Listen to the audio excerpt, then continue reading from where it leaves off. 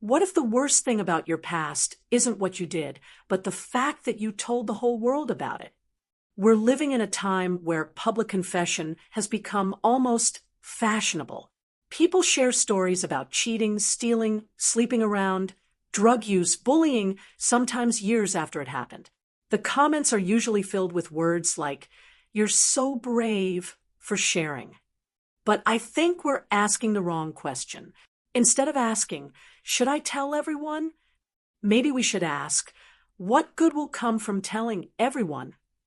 I'm not saying people should bottle up guilt or pretend they never made mistakes. If talking to a therapist, a trusted mentor, or someone professionally trained helps you heal, that's a completely different conversation. But posting your past mistakes online for thousands or even millions of strangers to see is something else entirely. Because once it's out there, it no longer belongs only to you. It becomes content. It becomes searchable. It becomes something people quote, repost, and discuss. And sometimes it does something even more subtle. It plants ideas.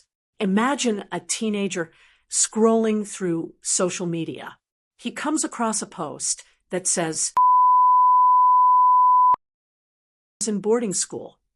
The teenager may never have imagined that something like that happened among students his age. Or maybe he'd heard rumors, but never really believed them. Now he does. The confession wasn't intended to encourage anyone, but it confirmed a possibility that hadn't existed in that young person's mind before. That's how ideas spread, not because people are trying to influence others, but because exposure changes what feels normal. Psychologists call this social proof. The more we see a behavior, the more common and sometimes more acceptable it begins to feel. So while one person is trying to find relief by sharing their past, someone else may unknowingly be taking notes.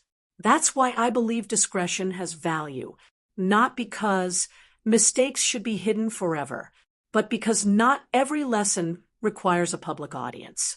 Sometimes the healthiest thing you can do is admit your mistakes to yourself, make amends where necessary, learn from them, and simply become a better person. Your growth doesn't always need an audience, and your healing doesn't always require a public confession.